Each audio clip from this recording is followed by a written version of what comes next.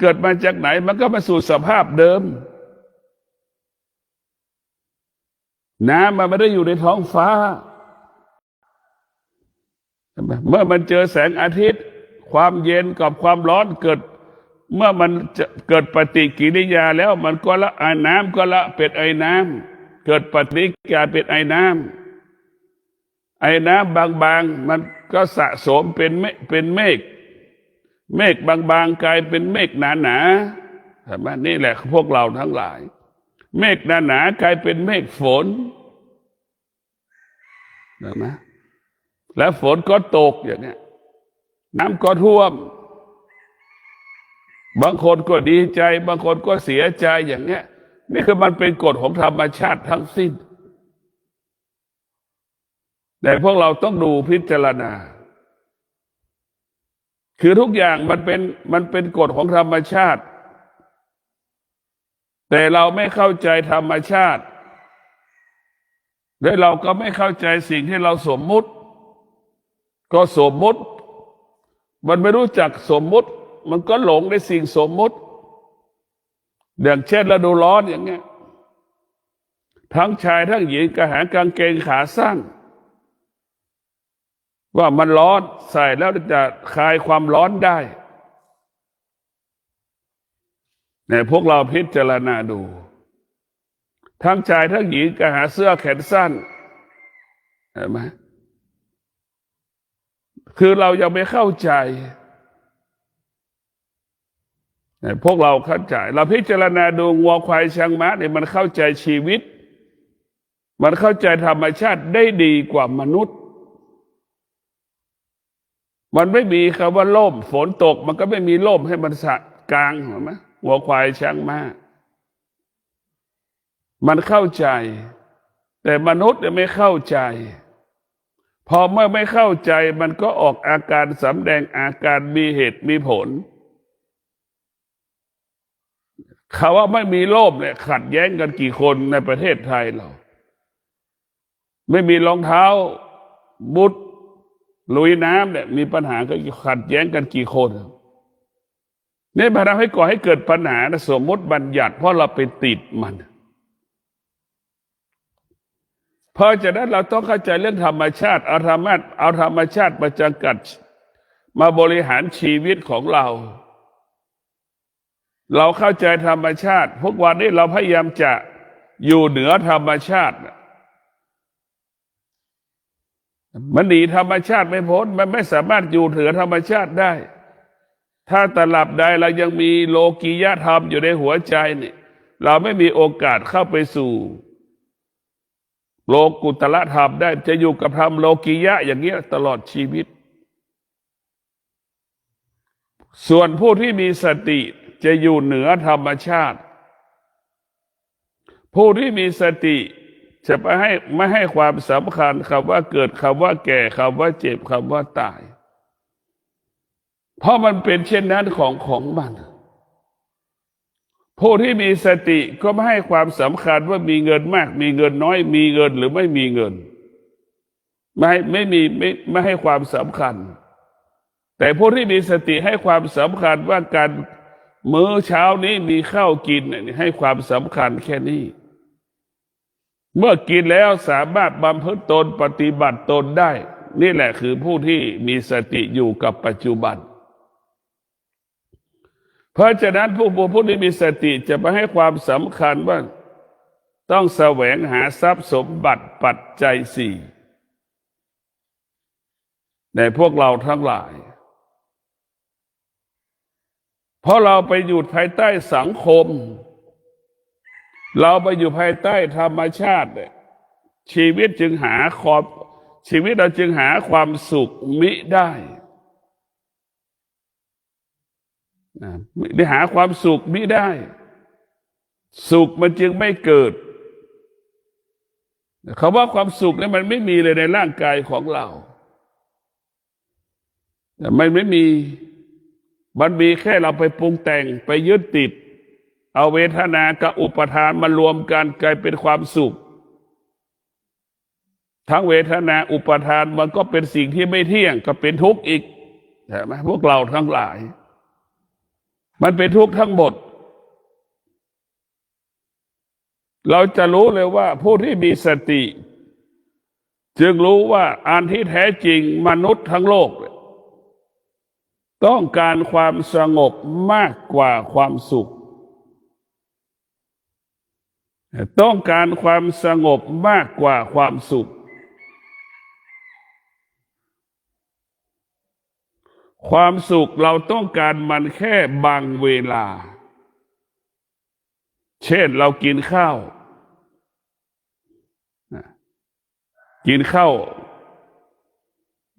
เวลานอนนี่เราต้องการความสุขแค่บางเวลาเราก็ครอบครองความสุขได้แค่เวลาถ้ามีครอบครองได้เนี่ยมันก็ครอบครองได้แค่บางเวลาเพราะความสุขเป็นของนอกกายทั้งหมดทั้งสิ้นเช่นเราซื้อรถใหม่มาเราก็ไม่สามารถครอบครองรถใหม่ได้รถก็เอาไว้ที่จอดรถเรามีเงินไม่รู้กี่สิบล้านกี่แสนกี่พันบาทก็อยู่ในธนาคารเราก็ไม่สามารถครอบครองมันได้แต่พวกเราต้องพิจารณาดูครอบครองไม่ได้เหมือนดังพี่น้องเขมรเวลานี้ทุกข์ใจกับแบงค์ที่มันล่มแบงค์มันล่มจากแอปสแกมเมอร์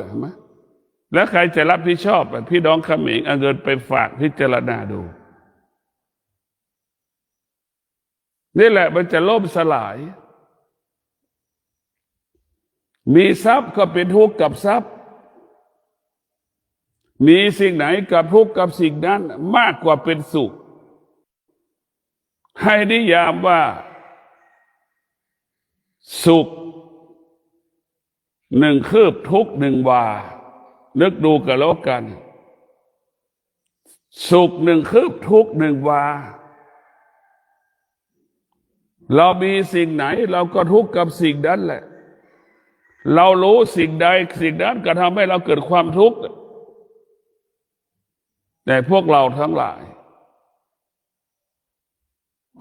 ไอ้ตัวรู้ทั้งหลายมันเป็นอวิชชาทั้งหมดมันไม่ได้เป็นวิชามันเป็นอวิชชาถ้ารู้ของเราเป็นวิชาแล้วมันจะสงบสุขตลอดเวลารู้ด้วยวิชาสงบสุขตลอดกาลรู้หมดรู้ด้วยวิชาก็รู้ความจริงมันเป็นสิ่งที่ไม่เที่ยงเป็นสิ่งที่ไม่เที่ยงมันรู้เป็นสิ่งที่ไม่เที่ยงนี่เรานั่งนี่ก็ยังไม่เที่ยงเลยนั่งสมาธิยังปกครองหัวตัวเองไม่ได้เลยเนี่ยสึกไปแล้วจะไปปกครองลูกเมียได้อย่างไรเนี่ยก็ต้องพิจารณาเรานั่งสมาธิยังขาดสติอยู่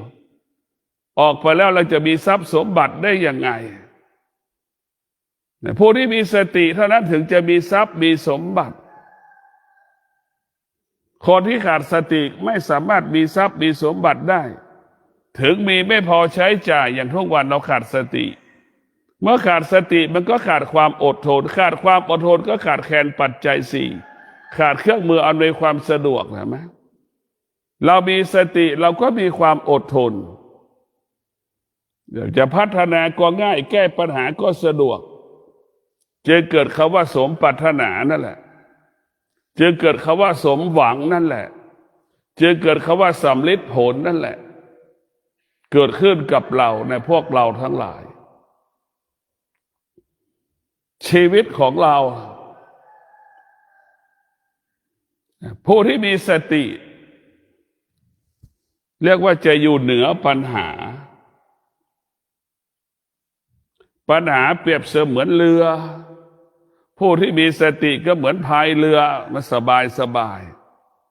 นั่นแหละพวกเรากำกับมันได้กำหนดมันได้ควบคุมมันได้ปัญหาเป็นสิ่งที่ไม่มีตัวมีตนเนี่ยแต่เราก็ควบคุมมันเหมือนเรือแล้วก็กำกับมันจะไปไหนก็ได้แต่ถ้าชีวิตเราเป็นไม้พายเมื่อไหร่ก็จบนะไม้พายมันก็จบถูกคน กำกับกำหนดควบคุมหมดเพราะฉะนั้นพวกเรามีสติเมื่อเรามีสติพวกเรามันจะรักษาชีวิตของเรามีสติก็คือมันมีสมาธิเมื่อมีสติแล้วมันจะมีสมาธิเมื่อมีสมาธิแล้วมันจะมีความอดทนทั้งสติทั้งสมาธิและอดทนจึงเกิดคำว่าละเอียดเมื่อละเอียดเราก็เห็นความจริงเห็นความจริงเช่นข้าวแป้งเนี่ยมันก็เกิดจากมันสำปะหลังข้าวแป้งเกิดจากข้าวที่เราปลูกอย่างนี้เกิดจากมันสำปะหลังเกิดจากข้าวอย่างนี้เราก็รู้ว่าข้าวแป้งเกิดจากข้าวที่เราปลูกหรือเกิดจากมันสำปะหลังในพวกเราก็ต้องดูเกิดจากมันทั้งหลายที่เราปลูกนั่นแหละเราจะรู้ความจริงมันเหมือนข้าวเปลือกผู้ที่ไม่ปฏิบัติธรรมผู้ที่ไม่รู้ธรรมก็จะเหมือนข้าวเปลือกที่มันแห้งๆอยู่ในถุงผู้ที่จะเริ่มปฏิบัติธรรมจะเริ่มศึกษาธรรมเรียนรู้ธรรมก็เหมือนเราเอาข้าวเปลือกไปแช่ในน้ำเราก็จะเห็นการเปลี่ยนแปลงของข้าวเปลือกภายใน3 วันข้าวเปลือกมันก็จะเกิดปฏิกิริยาเกิดอาการธาตุอาหารก็จะเกิดไปอยู่ลงทำไปสร้างให้รากข้าวเปลือกแล้วเกิดขึ้นจะให้ข้าวเปลือกนั้นมีรากก่อนมารู้จักนะพวกเราทั้งหลายข้าวเปลือกก็เป็นรากออกก่อนเห็นไหมนั่นคือเป็นธรรมชาติเราต้องดูเหมือนคนก็เหมือนกันคนจะเกิดก็เป็นเช่นนั้นแหละมันจะมีวิธีการโดยธรรมชาติของมันเนี่ยข้าวเปลือกออกรากพอสูตรของการออกรากมันก็จะออกยอดเสร็จจะออกลำต้นเล็กๆกลายเป็นลำต้นใหญ่เห็นไหมเราก็จะเห็นว่าเกิดข้าวเปลือกคือมันจะเห็นว่าสติสมาธิความอดทนนี่จะเห็นความจริงอย่างละเอียด 90% คนที่กินของเซเว่นไม่เคยรู้จักต้นตอของเซเว่นเลยว่าต้นไม้แต่ละชนิด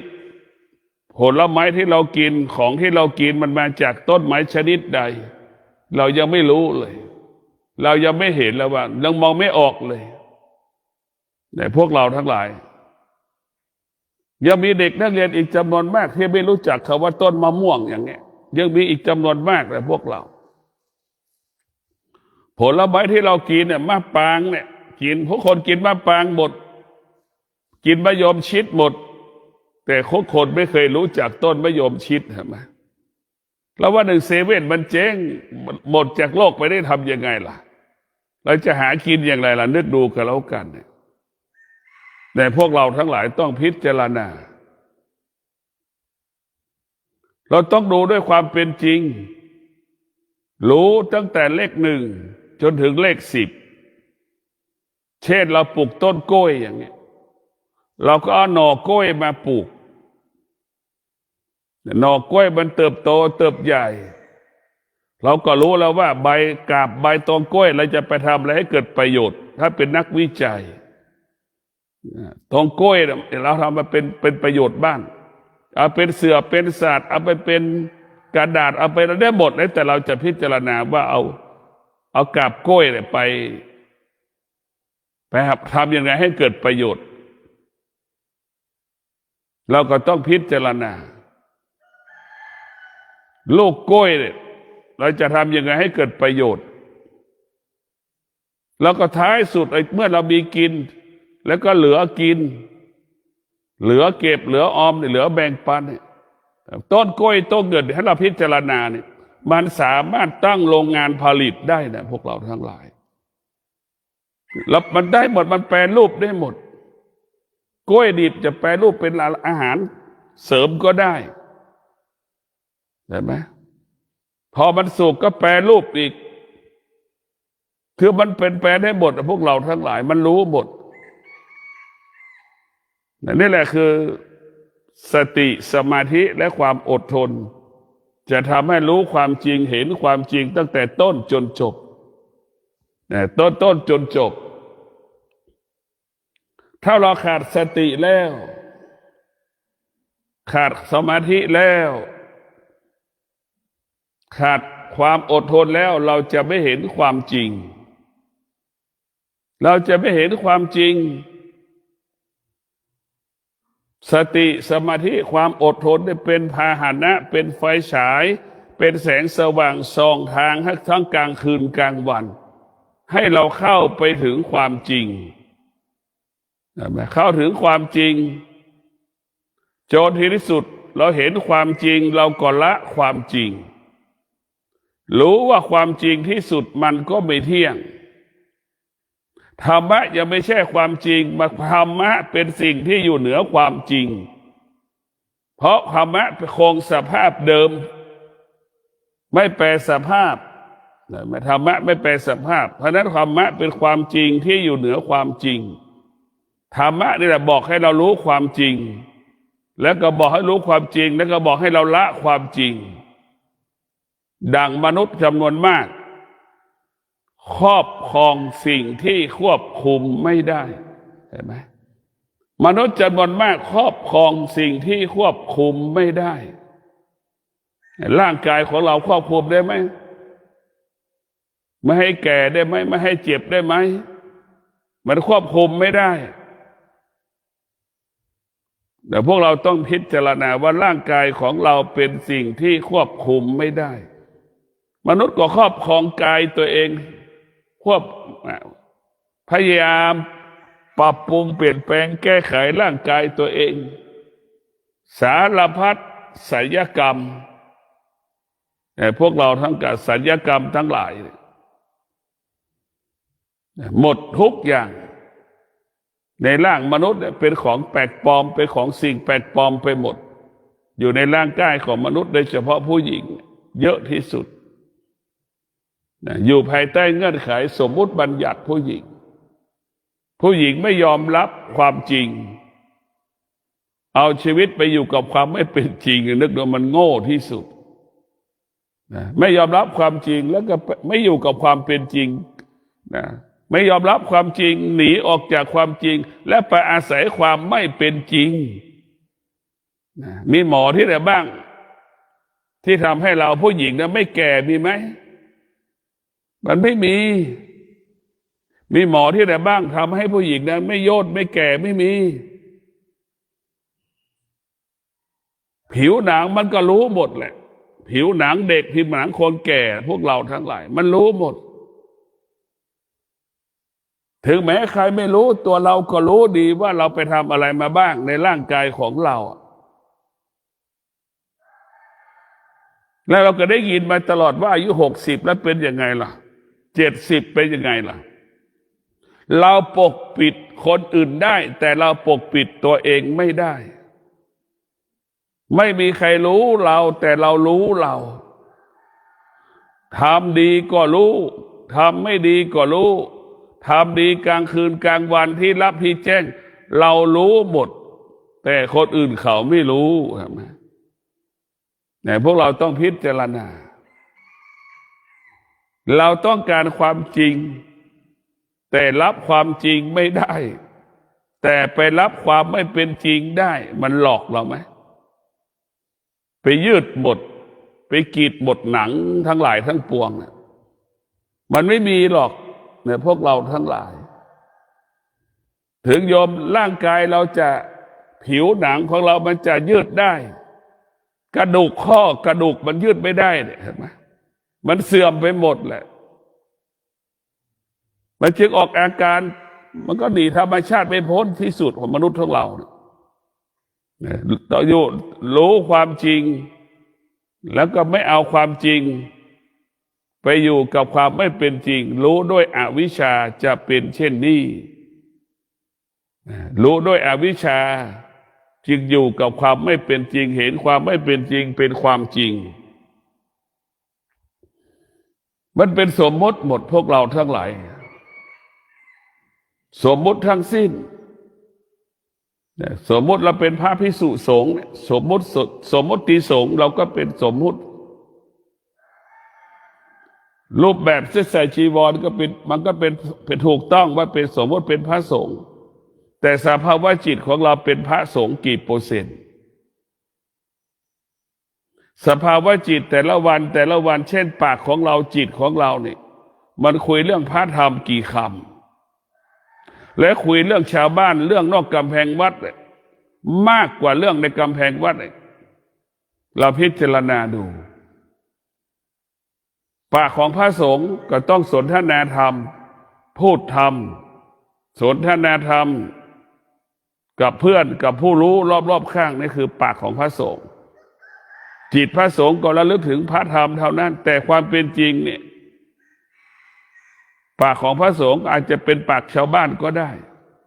จิตของพระสงฆ์อาจจะเป็นจิตชาวบ้านก็ได้เห็นไหมไม่มีใครรู้หรอกว่าความจริงเรารู้ของเราดีเมื่อเรามีสติรู้สึกตัวแล้วเนี่ยเราจะต้องปฏิรูปเราจะทำยังไงให้จิตเราเป็นจิตของพระสงฆ์เราจะทำยังไงให้จิตของเรานั้นดำรงด้วยการเป็นพระสงฆ์ทุกวันนี้มันก็ไม่แตกต่างจากลิเกพระสงฆ์ก็เหมือนลิเกขึ้นบนฉากเวทีแสดงละครแต่งตัวเป็นฤาษีใช่ไหมก็เขียนเป็นพระแล้วผู้ชายก็สมมติเป็นกษัตริย์เป็นสมมติเป็นกษัตริย์สมมติเป็นเด็กยากจนเด็กคุณมีคุณธรรมเห็นไหมก็สมมติกันขึ้นทั้งสิ้นนี่แหละเราพวกเราทั้งหลายคือเราไปอยู่กับสมมติหมดพระพุทธเจ้าสอนให้เราอยู่เหนือสิ่งสมมุติอยู่เหนือสิ่งสมมุติผู้ที่มีสติผู้ที่มีปัญญาจะอยู่เหนือสิ่งสมมุติผู้ที่มีสติผู้ที่มีปัญญาจะละสิ่งสมมุติปลดเปลื้องสิ่งสมมุติให้เหลือน้อยที่สุดดังหลวงปู่มั่นเหลือแต่จีวรติดตัวเหลือสังฆติเหลือแต่ผ้าสบงมีบาตรมีโกฐมีกาน้ำเนี่ยเท่าที่จำเป็นถ้วยยังไม่มีเลยเนี่ยพวกเราทั้งหลายช้อนก็ยังไม่มีแต่มือนั่นแหละแทนช้อนพวกเราทั้งหลายได้อยู่กับความเป็นจริงผู้เจริญด้วยวิชาเขาจะอยู่กับความเป็นจริงไม่สร้างเงื่อนไขให้กับชีวิตคนทั้งโลกหัวใจมีแต่อวิชชาสร้างเงื่อนไขช้อนก็เป็นทองคำอย่างเนี้ยเอาไว้อวดกันพวกเราทั้งหลายจานก็เป็นทองคำเนี่ยเอาไว้อวดกันนะนี่คือไว้อวดกันหมดไอ้พวกเราเนี่ยไว้อวดกันหมดเราต้องพิจารณาเนี่ยไปติดในสมมุติบัญญัติรู้ด้วยอวิชชาเนี่ยกับรู้ด้วยวิชาเนี่ยมันต่างกันหัวใจของผู้ที่มีวิชานั้นจะละหมดสมมุติบัญญัติละสมมุติบัญญัติทั้งหมดเห็นสมมุติบัญญัติเป็นของเน่าของเหม็นเห็นสมมุติบัญญัติเป็นของร้อนเห็นสมมุติบัญญัติเป็นสิ่งที่ไม่เที่ยงเห็นสมมุติบัญญัติเป็นสิ่งที่ไม่ทนเป็นสิ่งที่ทนได้ยากในพวกเราทั้งหลายเป็นสิ่งที่ไม่ทนเป็นสิ่งที่ทนได้ยากสมมุติบัญญัติผู้ที่มีสติเช่นสามีมีสติภรรยามีสติอย่างนี้สติก็คือตัววิชาเมื่อเราขาดสติก็มีอวิชชาเข้ามาแทรกมันจะพาเราหลงทางหลงผิดดังสามีมีสติวันหนึ่งผู้เป็นภรรยา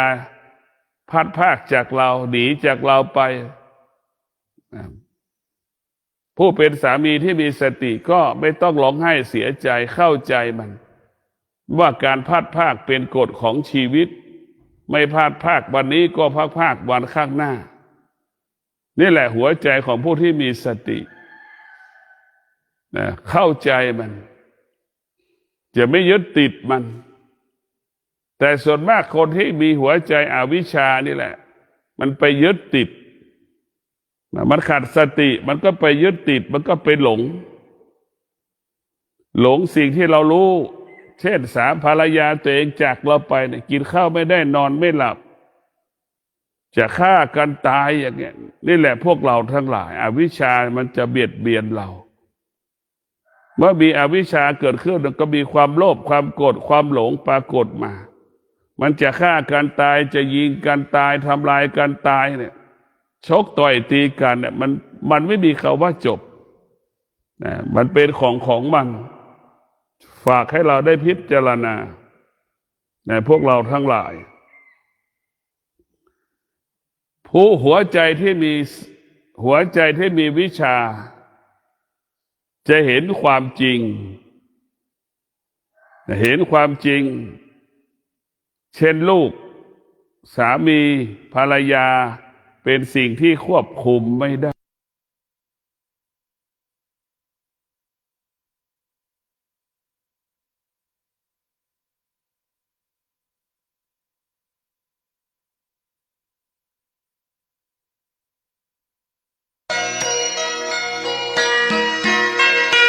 ที่ท่านได้รับฟังจบลงไปแล้วนั้นเป็นรายการทางสายเอกดำเนินรายการโดยพระประชานาถมุนีเจ้าคณะอำเภอกัลยาณิวัฒนาเจ้าอาวาสวัดดอนจันทร์ตำบลทัตตารามอำเภอเมืองเชียงใหม่จังหวัดเชียงใหม่เชิญท่านติดตามศึกษาธรรมะการปฏิบัติธรรมได้ในคราวครั้งต่อไปสำหรับวันนี้สวัสดีครับ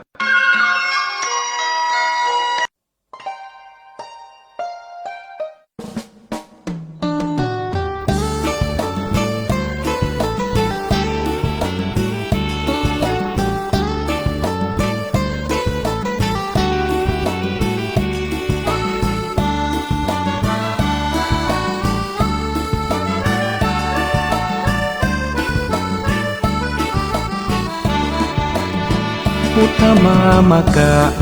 มีพระไว้ในดวงใจไม่มัวหลงไหลสิ่งใดแม้มาล่อลวงไม่ไปพันผูกอบายมุขทั้งปวงก้าวได้ลุล่วงผ่านพ้นจากทนตั้งใจถือครอบครัวเป็นหลักครองรักคู่ครองคนเดียวมั่นคงแน่นเหนียวรักเดียวเพียงพออุ่นไอศีลห้ายึดมั่นปัญหาเป็นอันหมดไปปุดผ่องสดใสไม่ไปเบียดเบียนผู้คนทำมาหากินทรัพย์สินประหยัดอดออมหวังวันที่พร้อมสร้างวันที่ไม่ขัดสนไม่หวังโชคช่วยเรื่องหวยจะรวยหรือจนสู้และอดทนแบบประชาชนคนดีพุทธมามกะมีพระชี้นำทางเดินอุปสรรคเผชิญสมาธิใจเกิดมีทำบุญตักบาตรไหว้พระจิตใจสุขีอิ่มเอมหรือดีเรานี้พุทธมามกะ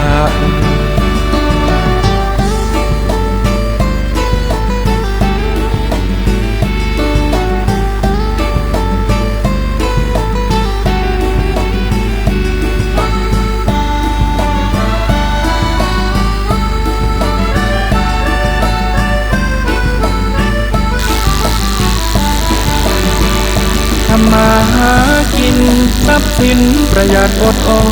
มหวังวันที่พร้อมสร้างวันที่ไม่ขัดสนไม่หวังโชคช่วยเรื่องหวยจะรวยหรือจน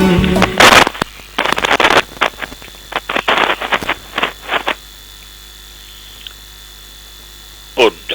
เมนะโธธัมโมเม โถสังโฆเมนาโถ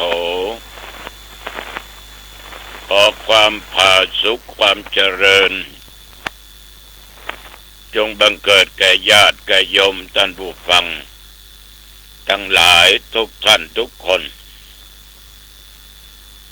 วันนี้รายการปกิณกะแห่งธรรมะตัวเจ้าวัดหนองตองห่างดงจังหวัดเชียงใหม่ก็นำมาพบปะกับญาติกับโยมท่านสาธุชนท่านผู้ฟังทั้งหลายเป็นประจำทุกวันในเวลาเดียวกันนี้และก็ทางสถานีวิทยุแห่งนี้วันนี้ปะกันที่วัดห่างดงเนอะ9 โมงครึ่งเจริญพุทธมนต์วัดห่างดงนี่ก็อยู่อำเภอห่างดงจังหวัดเชียงใหม่เป็นตานศาลาการประเรียนแล้วก็มีงานปล่อยหลวงวันที่22วันนี้ตัวเจ้าศรัทธาเป็นสมัครสมานสมัคคีเป็นน้ำหนึ่งใจเดียวกันจะกึดจะสร้างได้ห้างไม่แปลงศีนาสนะไว้กำจูพุทธศาสนาแต่วันนี้ไปจัดการใหญ่ที่มนต์ตัวเจ้า40 ปลายไปเจริญพุทธมนต์เอาละตอนนี้ไปญาติโยมเอามาปูจารัตนตรัยไหว้พระสวดมนต์เพื่อให้เป็นมงคลต่อชีวิตของตัวของตนแต่ละท่านแต่ละคนตั้งใจเนิ่นตั้งใจอรหังสัมมาสัมพุทโธภควาพุทธังภควันตังอภิวาเทมิกราบพระพุทธสวากขาโตภควตาธัมโมธัมมังนัมสสามิกราบพระธรรมสุปฏิปันโนภควโตสาวกสังโฆสังฆังนัมมามิกราบพระสงฆ์นะโมตัสสะภะคะวะโตอะระหะโตสัมมาสัมพุทธัสสะนะโมตัสสะภะคะวะโตอะระหะโตสัมมาสัมพุทธัสสะนะโมตัสสะภะคะวะโตอะระหะโตสัมมาสัมพุทธัสสะพุทธังสรณังคัจฉามิธัมมังสรณังคัจฉามิสังฆังสรณังคัจฉามิตุติยัมปิพุทธังสรณังคัจฉามิตุติยัมปิธัมมังสรณังคัจฉามิตุติยัมปิสังฆังสรณังคัจฉามิตาติยัมปิพุทธังสรณังคัจฉามิตาติยัมปิธัมมังสรณังคัจฉามิตาติยัมปิสังฆังสรณังคัจฉามิอิติปิโสปังขวะอะระหังสัมมาสัมพุทโธวิชชาจารณะสัมปันโนสุขโตโลกวิโทอนุตตรปุริสัตตัมมาสารถิสัตตเทวมนุษย์สันดังพุทโธภควาติยันตุนิมิตตังอวมังคลัญจาโยจะมะนาโปสกุนัสสะสัทโธปะปะกะโหโตสุปินังอะกันตังพุทธานุภาเวนะวินาสเมนตุสวากขาโตภะคะวะตาธั ธัมโมสันติติโกอากาลิโกเอหิปัสสิโกโอปันนายิโกปัจจตังเวทิตโพวินยูหิติยันตุนิมิตตังอวะมังคลัญจาโยจะมะนาโปสะโกนัสสะสัทโธปะปะกะโอโตโสปินังอากันตังธัมมานุภาเวนะวินาสเมนตุสุปฏิปันโนภะคะวะโตสาวกสังโฆ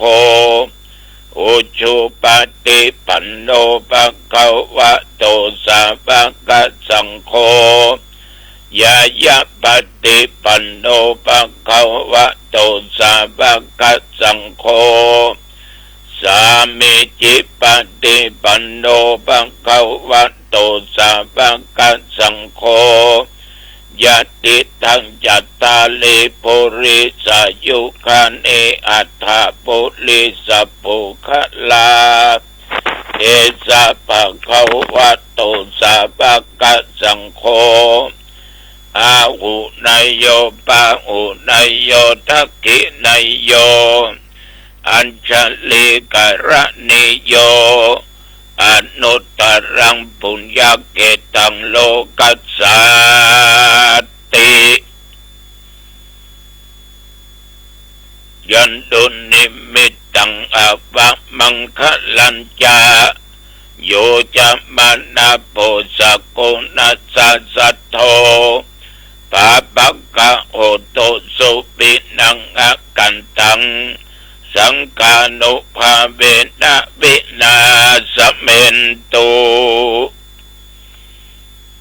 ยะโตอังภาคินิอริยญาจาติยาจาโต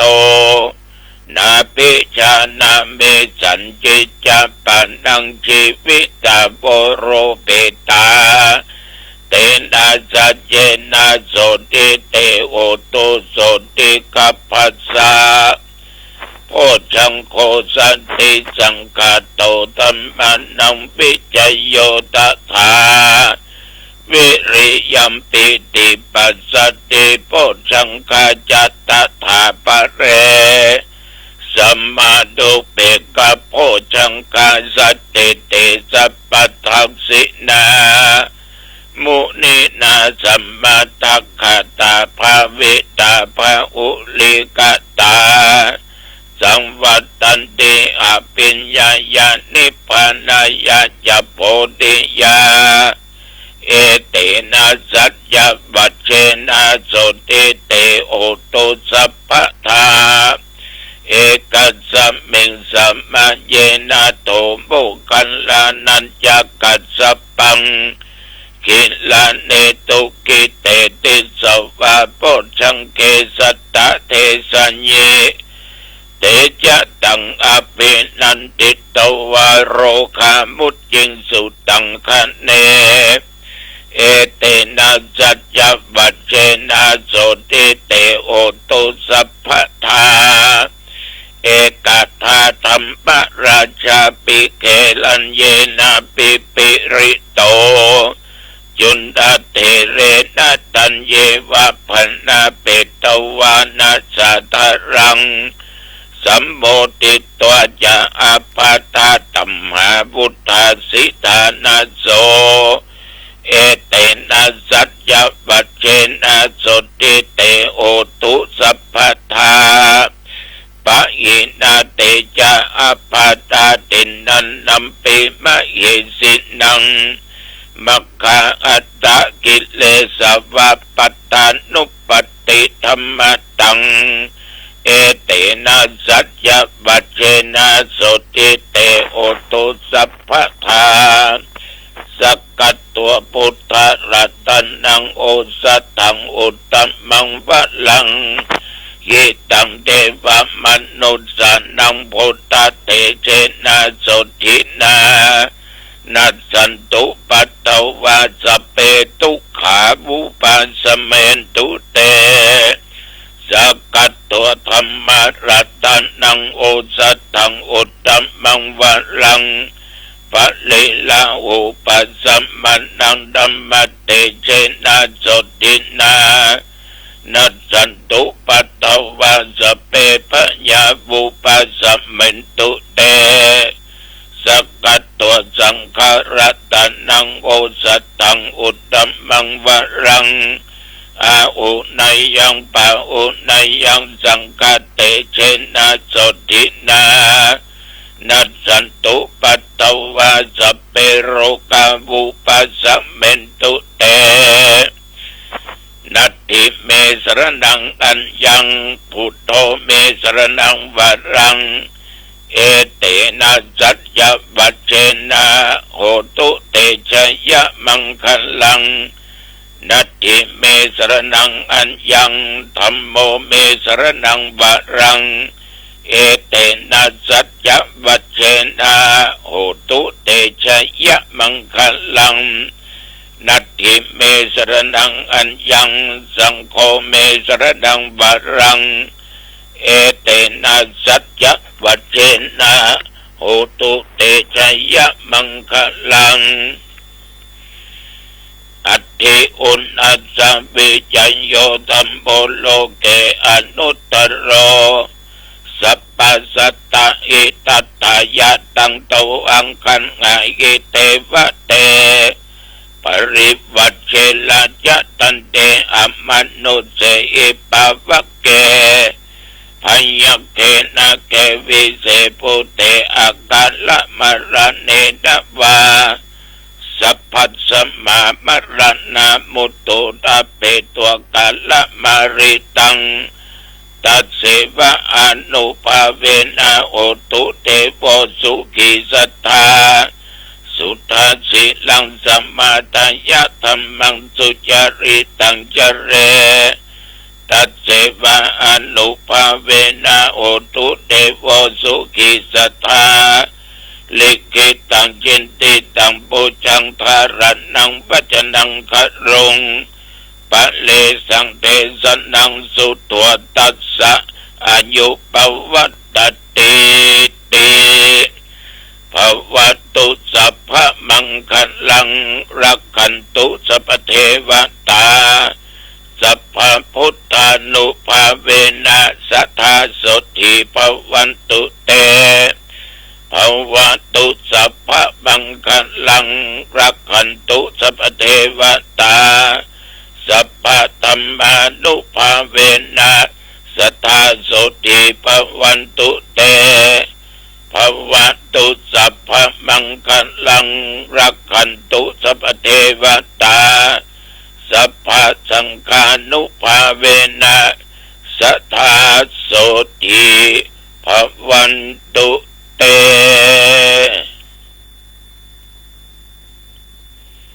โดยพุทธานุภาพธัมมานุภาพสังฆานุภาพบนอันศักดิ์สิทธิ์ที่ตั้งจิตตั้งมั่นข้าพเจ้าและญาติโยมอุบาสกอุบาสิกาทุกท่านแม้นว่าได้ตะลงโรคภัยไข้เจ็บโลกาเปียทิอย่างหนักอย่างร้ายในสรีระร่างกายทั้งภายในภายนอกขอเดชานุภาพคุณแห่งพระพุทธเจ้าจุโตนคุณแห่งพระสัทธรรมเจ้าคุณแห่งพระสังฆเจ้าบทสาธยายมนต์อันศักดิ์สิทธิ์จงกำจัดยังโรคภัยไข้เจ็บโลกาเปียทิอันหนักอันเบาในสรีระร่างกายทั้งภายในภายนอกอันตรธานสวงหายมีสุขภาพกายใจและแข็งแรงแม่นตนข้าพเจ้าและญาติโยมเดินทางไปเหนือใต้ทุกออกไกลใกล้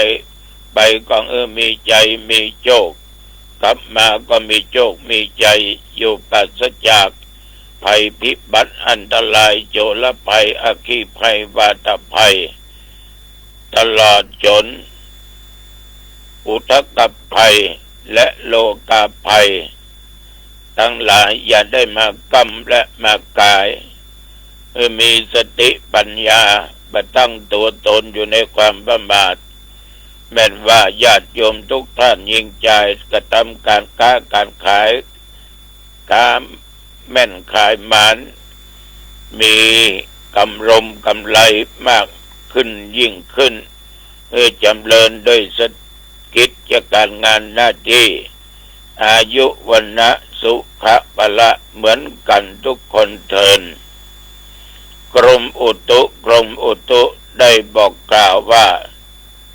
อย่าชะล่าใจยังมีฝนตกพายุร้อนเบบลงลมมา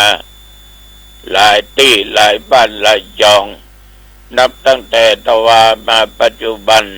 24 ชั่วโมงตุหนองตองและญาติโยมพี่น้อง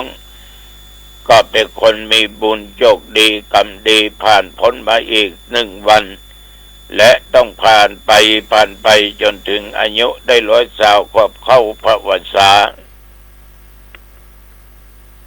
นับตั้งแต่ตะวามาจนถึงปัจจุบันนี้ตะวาในตำบลหนองตองวัดหนองตองใกล้เคียงไม่มีรายงานฝนตกแม้แต่เม็ดเดียวตะวานี้ญาติโยมกินข้าวงายแล้วก็อยู่วัดได้นั่งนั่งจาได้สนทนากับญาติกับโยมที่เพิ่นมากินมาทานทำบุญอุทิศแก่คนที่จากไป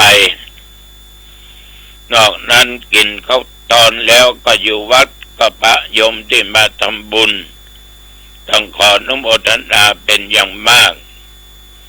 แต่อย่าลืมวันพรุ่งนี้วันที่21ปะกันที่วัดป่าไผ่งานศพของครูบาอุเทนเวลา8 โมงเมื่อคืนเด้อพอออกไปออกเกี่ยวแม่ปุงปุ๊อย่างต่างๆวันนี้บ้านป่าไผ่เด้อ25 ปะกันที่สันกลางใต้ขอโทษบ้านสันใต้อำเภอสังกำแพงจังหวัดเชียงใหม่เวลา 20 นาฬิกาเนอปะดูเจ้าหนองตองเนอคณะศรัทธาสันใต้สันเหนือบวกกลางอย่างนี้เดี๋ยวใกล้ๆปะกันไปญาติโยมก็พักผ่อนแหละมาจนถึงปัจจุบันเนี้ยชีวิตทุกคนหนีทุกข์บ่พ้นมันถึงพ้นหรอกว่าเปิ้นว่าตัวแต่ว่าก็ญาติโยมที่มาทำบุญก็เปื้อนยังก็แป้งแต่หลวงพ่อแต่ขึ้นประตกประเสียงไข่ก็แป้งน้ำตาลก็แป้งน้ำมันก็แป้งแม่นละมันไปตามการตามเวลาของมันเพราะคนเฮาก็อย่างนั้นน่ะมาได้โอกาสมันก็เลยฉวยเอาโอกาสเวลานั้นนะมันธรรมดาของสัตว์โลกย่อมเป็นไปอย่างนั้นน่ะแต่ความทุกข์ความยากมันก็ต้องสู้กันต่อไปดิ้นรนกันต่อไปจะไปยอมการจะไปท้อแท้ถึงมันจะอย่างใดก็ตามสู้มันต่อไปเหมือนโยมผู้หญิงคนหนึ่งเป็นแม่หญิงแกร่งอยู่ตัวคนเดียวค้าขายก็เอาปลูกฝังการเกษตรก็เนี้ยทำงานทุกสิ่งทุกอย่างสู้ในชีวิตเอาของที่ค้าขายไปขายต่างอำเภอต่างจังหวัดก็ไปก็เรียกว่าในชีวิตเกิดมาเพื่อสู้แต่ดูสุขภาพมันก็แข็งแรงคุณโยมผู้นี้ก็ชอบทำบุญสุนทานวันพระวันศีลวันธรรมนี่ท่านบอกว่าท่านประกาศจะไปวัดอยู่กู้ศีลกู้ธรรมขึ้น8 ค่ำแรม8 ค่ำเดือนดับเดือนเพ็งท่านบาดเจ็บบ่เป็นนี่ท่านถึงบ่ยังจะไปวัดอยู่ตลอดนะไม่ยิงแกร่งนี่มีนักเต้าได้ดูได้ได้หันฉะนั้นญาติโยมความทุกข์ทางกายดีกว่าทุกข์ใจจะทำให้จิตใจมัวหมองเศร้าหมองบ่นหมองเป็นกำกึดกินบัลลัมนอนบัลลับนะครับทายบัดดีในทุกข์ใจมันทำให้จิตใจเฮานั้นน่ะมันเหนื่อยล้า ฉะนั้นทุกข์กายทุกข์กับการกับงานจิตเหลือขนาดก็หยุดก็ยั้งเหี้ยนะมันพร้อมเมื่อใดก็ทำจะไปท้อแท้แต่ทุกข์ใจมันเป็นปัญหาที่เกิดขึ้นในส่วนตัวกาในบุคคลอื่นกาในครอบครัวกาเรื่องนั้นเรื่องนี้จิปะทะถ้าเอาไปยึดมันนะมันก็เป็นทุกข์นักยึดนักก็ทุกข์นักยึดน้อยก็ทุกข์น้อยฉะนั้นญาติโยมจะต้องปล่อยวางปลงวางสิ่งเหล่านี้ได้ความทุกข์ในทางพุทธศาสนามันก็เกิดจากตัวตัณหาซึ่งเป็นกิเลสนะเกิดจากตัณหานั่นคือความอยากของคนเนี่ยมันมีที่สิ้นสุดได้แล้วสมปรารถนาแล้วก็อยากได้อีกมันเหมือนเรากินข้าวเนี่ยก็เนาะถ้าเมื่อไงเนี่ยก็กินละอิ่มละหายอยากละได้3-4 ชั่วโมงเอาละท้องห้องจอกขยากกินข้าวเอาละกินเข้าไปจนอิ่มถึงน้ำถึงยังก็เดี๋ยวหิวน้ำกินน้ำเอาละก็เดี๋ยวค่ำมาถึงเวลาตึงคาบมาเอาละท้องห้องจอกกินแหนมลำเดียวนี้มันเกเรเนาะไปงานนั้นงานนี้เพิ่นก็มีอาหารว่างเลี้ยงข้าวต้มเลี้ยงของนั้นเลี้ยงอันนี้อันนั้นมันก็เลยเกยเตือ9 โมงป่ายเมื่อคืน10 โมง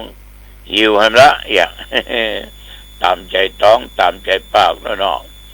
ฉะนั้นความหิวความอยากอาหารการกินน้ำเป็นเรื่องธรรมดา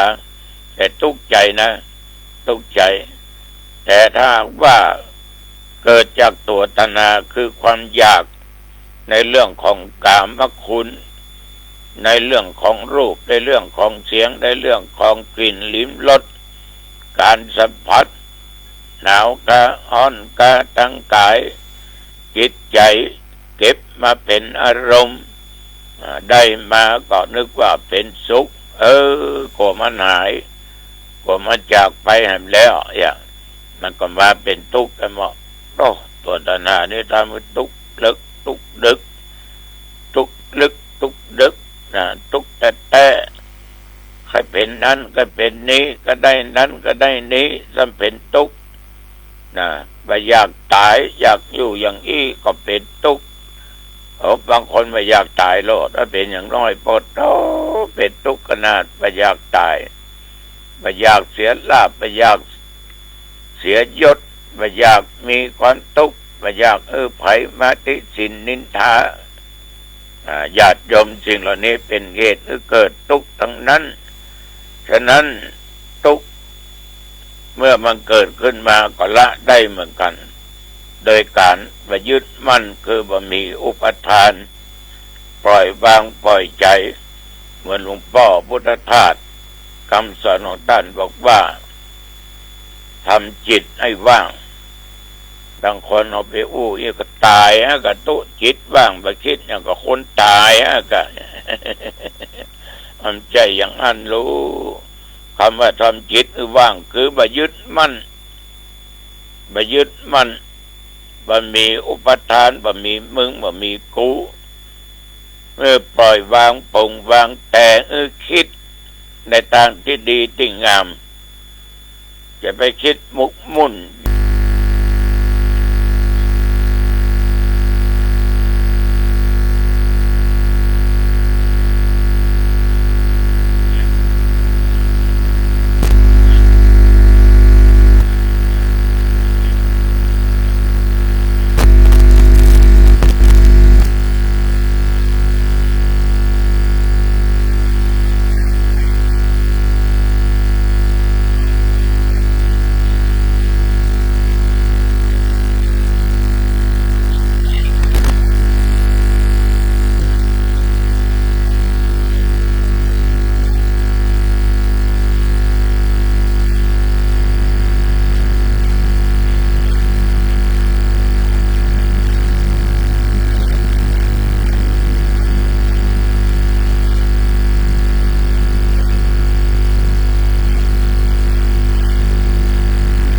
ต้องด้านจิตใจปฏิดข้องมันหลุดมันพ้น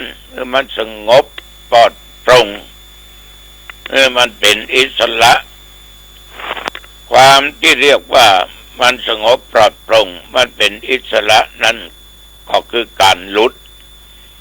เมื่อหลุดไปก็นิพพานก็อยู่แค่เอื้อมฉะนั้นญาติโยมทุกสิ่งทุกอย่างจะต้องทำให้มันแจ้งนะทำให้มันแจ้ง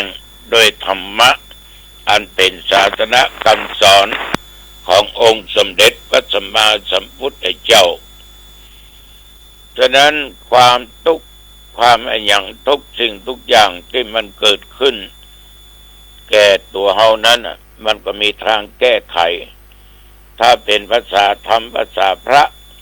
ก็คือเดินไปตามมรรคมีองค์8มรรคะแปลว่าหนทางประเดี๋ยวนี้เรามีถึงทางโลกทางธรรมทางโลกทางบนอากาศทางน้ำทางดินเอาไปทางใดทิศไหนใดทั้งนั้นแต่ทางธรรมนั้นคือปฏิบัติตามมรรคมีองค์8มีสัมมาทิฏฐิปัญญาอันชอบเป็นต้นสัมมาสังกัปปะสัมมาวาจาสัมมากัมมันโตสัมมาอาชีโวสัมมาปัญญาโมสัมมาสติและสัมมาสมาธิอันนี้ก็ประจำเป็นต้องอธิบายใดๆทั้งสิ้น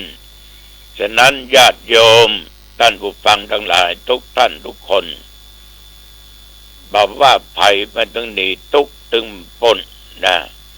แต่ก็ต้องแก้ไขมันไปอย่าท้อแท้อย่าหมดกำลังใจสู้ อยู่ให้เป็นสุขในญาติโยมเนอะเอาละโอจะเป็นมาเป็นเวลาพอสมควรอายุวันโนสุขังพลังพบกันใหม่โอกาสหน้าเจริญพร